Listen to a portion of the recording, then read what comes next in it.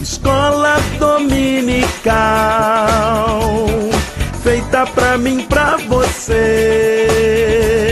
Espaço pra crescer e a Bíblia conhecer, sempre junto com você. Escola dominical, feita pra mim, pra você. Espaço pra crescer e a Bíblia conhecer, sempre junto com você. Graça e paz a todos que nos acompanham aqui no canal Palavra Viva e Fiel. Vamos começando um novo ano e um novo trimestre na revista do Programa de Educação Cristã Continuada. E o nosso tema do trimestre é Ezequiel, o Atalaia de Israel. O nosso primeiro estudo tem como lição o livro de Ezequiel e sua visão inaugural. Nosso textuário está em Ezequiel capítulo 1, versículo 1.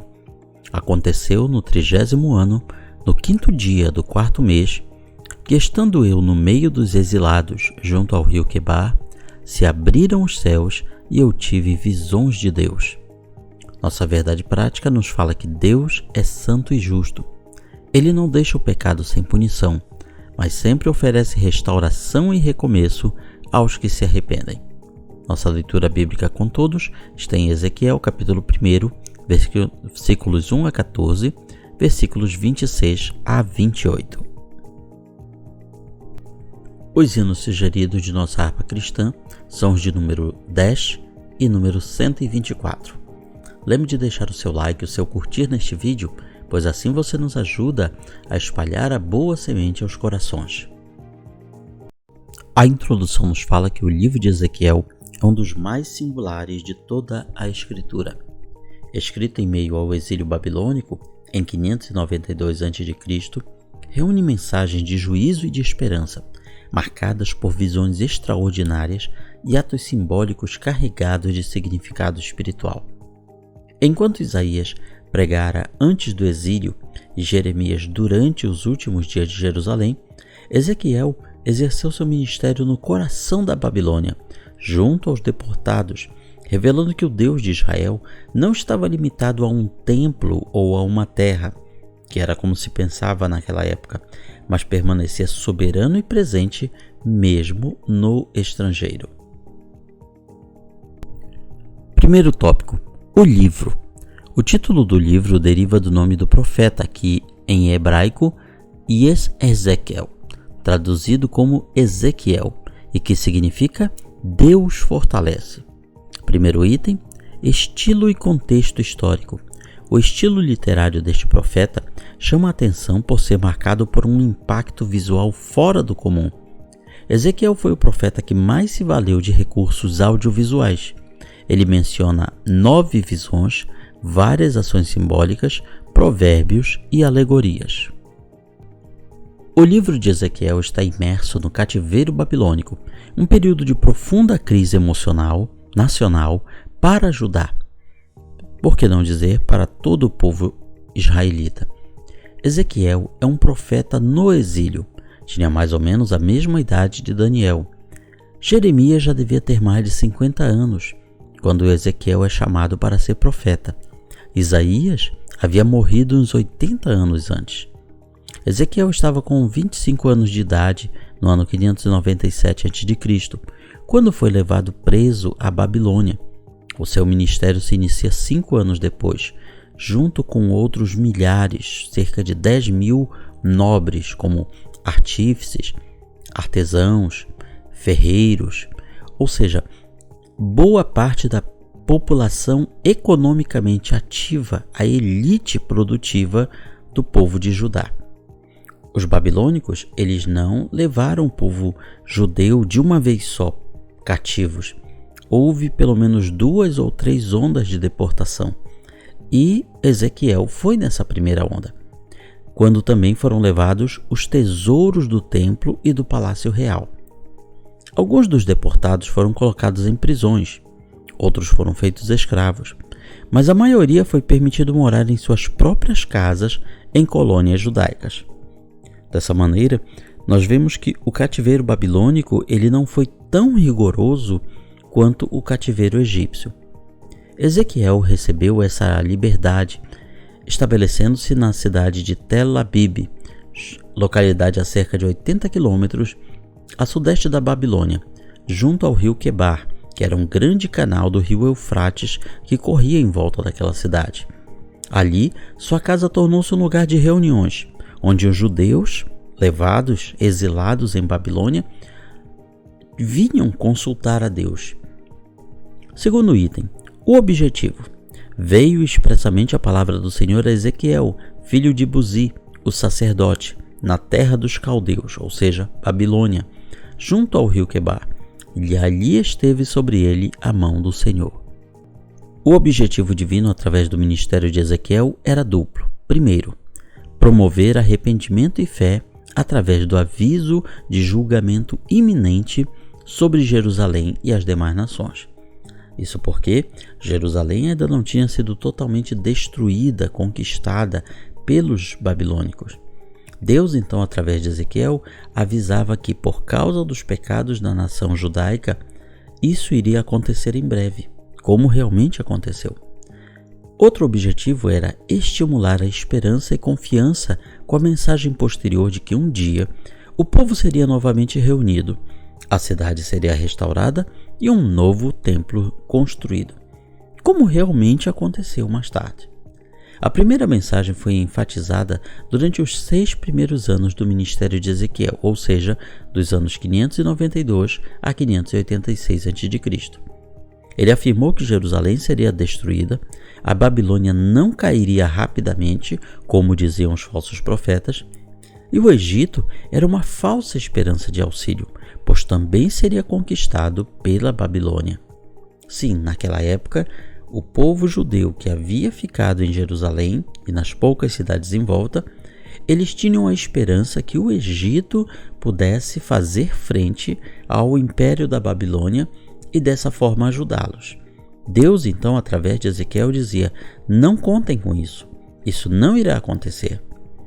Depois da queda de Jerusalém, Ezequiel tornou-se o profeta da esperança e do otimismo, dando ao povo uma descrição detalhada da futura glória da nação, e assim evitando que o povo se estabelecesse em definitivo na próspera Babilônia e se esquecesse de Jerusalém. Ou seja, o papel do profeta passou a ser manter acesa a chama da esperança do retorno a Jerusalém no futuro.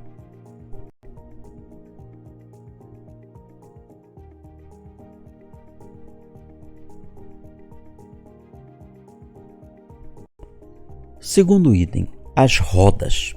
O quebra-cabeça da visão celestial continua. Agora o profeta percebe que aquela visão, aquela aparição é equipada com rodas. O aspecto das rodas e sua estrutura eram brilhantes como o berilo. Tinham as 4 a mesma aparência, cujo aspecto e estrutura eram como se estivesse uma roda dentro da outra. Cada um dos seres, cada um daqueles 4 seres, que depois ele relata que são querubins, cada um deles tem um conjunto idêntico de rodas. Elas eram extraordinárias por si só. Primeiramente, eram complexas, uma dentro da outra, com absoluta facilidade de se mover em qualquer direção. Que surpreendente! Não é fácil imaginar o que Ezequiel viu.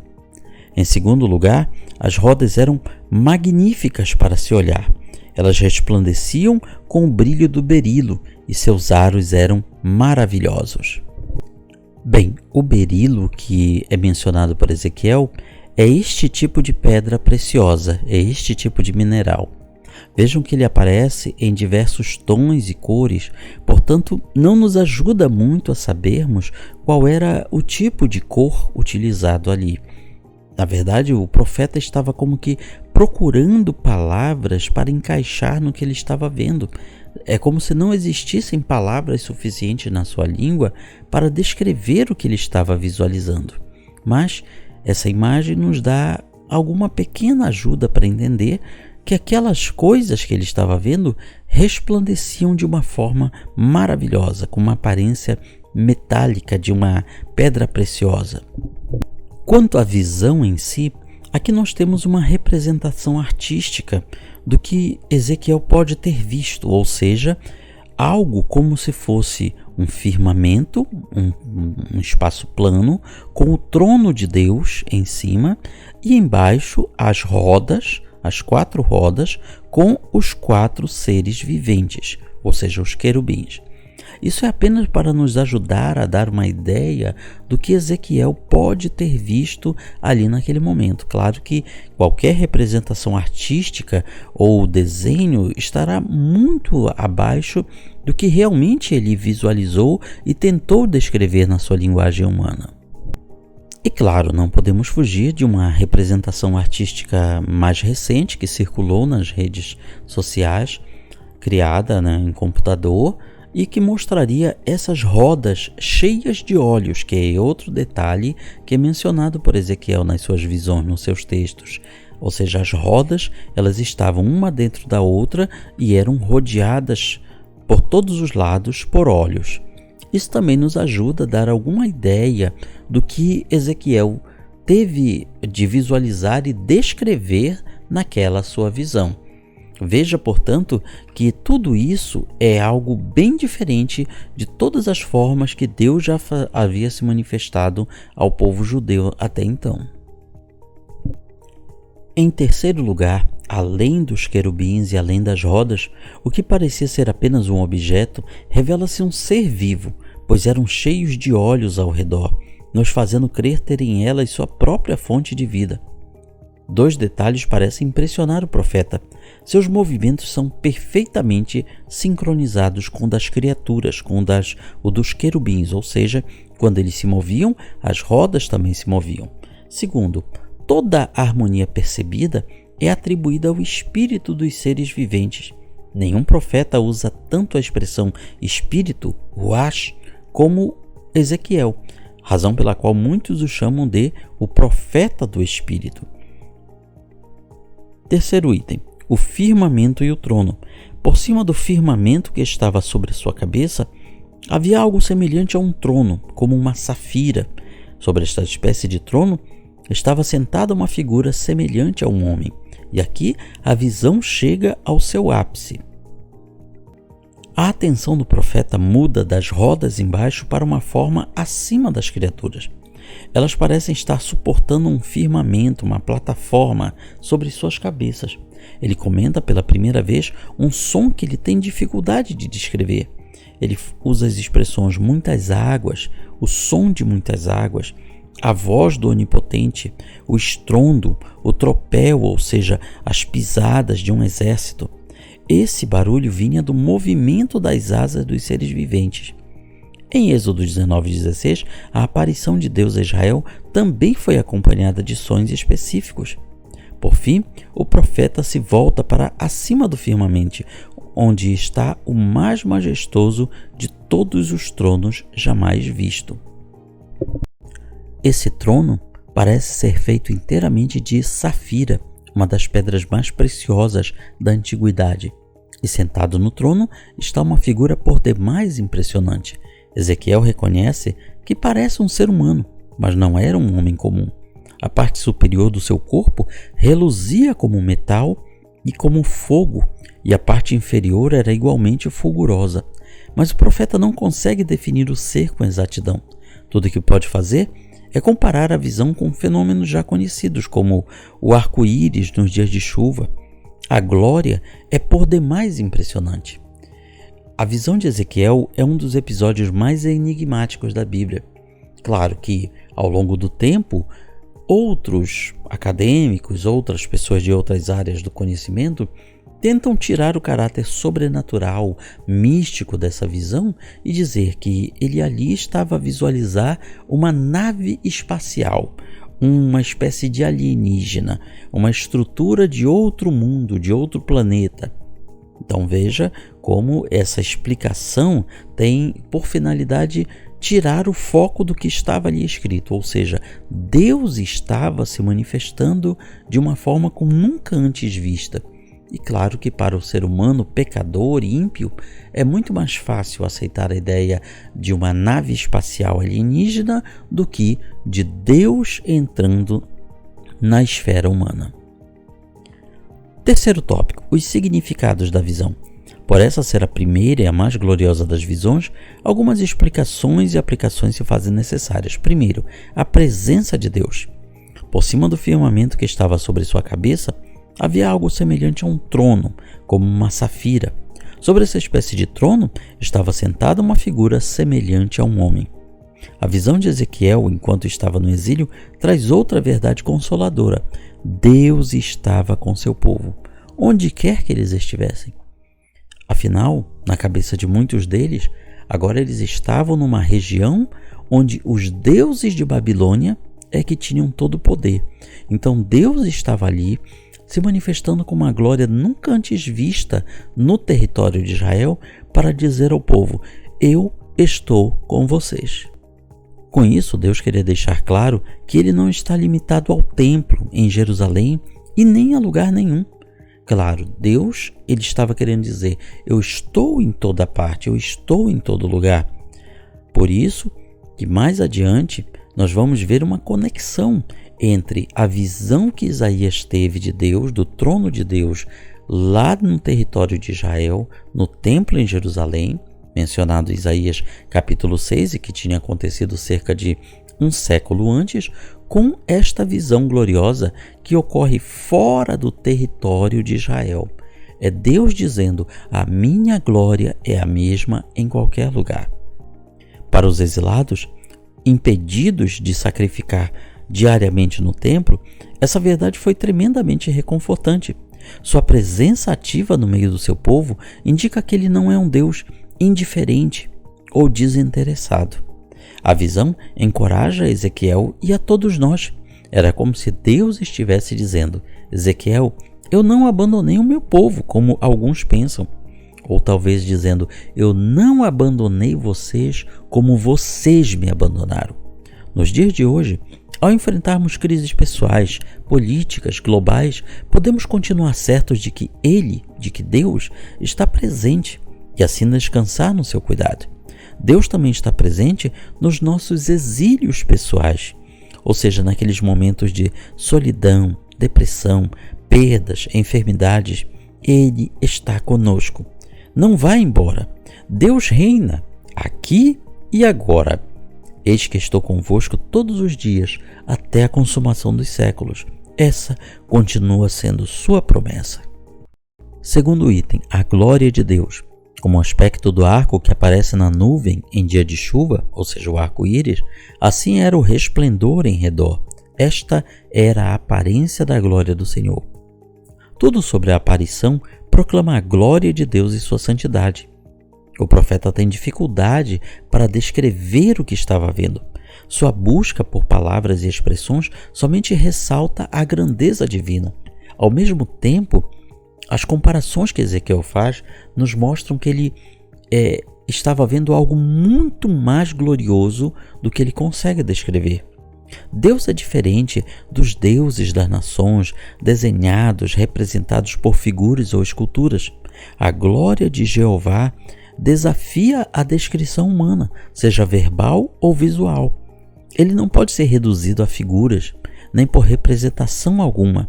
Como representar um Deus tão glorioso por meio de madeira, pedra, seja lá o que for? Sua glória é transcendente e diferente das imagens pagãs que requerem constante cuidado e polimento, polidura. O brilho de Jeová emana do seu próprio ser, ou seja, não há nada que o ser humano possa fazer para aumentar essa glória. Deus é o totalmente outro numa definição clássica da sua grandeza. Ele está sozinho, só no seu trono, incomparável, separado de todos os seres inferiores e criados por ele mesmo. Por isso, em outros salmos, ele pergunta: a que vocês irão me comparar? O que vocês podem fazer semelhante a mim? Terceiro item, a soberania de Deus. Vendo isto, caí com o rosto em terra e ouvi a voz de quem falava. Essa é outra verdade evidente na visão de Ezequiel. Deus reina soberanamente tanto sobre Israel quanto sobre as demais nações. Suas criaturas são nobres, são gloriosas, mas o entronizado que está no trono é Ele, que detém o controle de todas as coisas. Em sua maravilhosa providência e grandeza, ele interfere nos assuntos das nações. Ele não precisa pedir permissão para isso. Os judeus não foram meras vítimas da agressão da Babilônia ou do ódio descontrolado de Nabucodonosor, como se Deus nada pudesse fazer, como se Deus estivesse de mãos atadas. Ao contrário, foi ele, Deus, quem permitiu que os babilônios subjugassem seu povo para discipliná-lo por sua rebeldia. Deus está no controle absoluto dos eventos. Deus transcende até mesmo o caos. Essa é uma verdade consoladora, tanto ontem quanto hoje. Em tempos de dificuldade, como no exílio de Ezequiel, quando tudo parece dar errado, lembremos de que Deus permanece no controle de tudo. Mesmo quando a situação parece perdida, devemos confiar que Ele está agindo em prol de um propósito maior. Com isso, concluímos nossa aplicação pessoal. A visão de Ezequiel nos lembra que a glória de Deus é indescritível, sua soberania inquestionável, sua presença constante. Diante disso, o cristão é convocado a viver em fé, adoração e confiança, mesmo em meio às maiores crises. Com isso, fechamos o resumo da nossa primeira lição deste trimestre, o livro de Ezequiel e sua visão inaugural. Na sua escola bíblica dominical, na sua igreja local, você vai aprender muito mais. Comente, curta, compartilhe este vídeo, nos ajude a anunciar a boa semente aos corações. Que Deus nos abençoe e um feliz ano novo para todos, repleto da bênção e da paz do Senhor Jesus Cristo.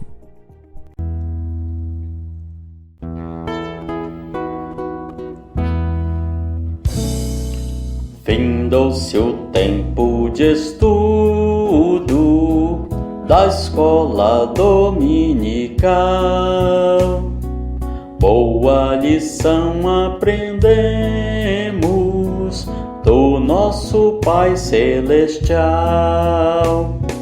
Despede-nos, Jesus Cristo, em tua paz e amor, e nos concede para sempre o teu celeste favor.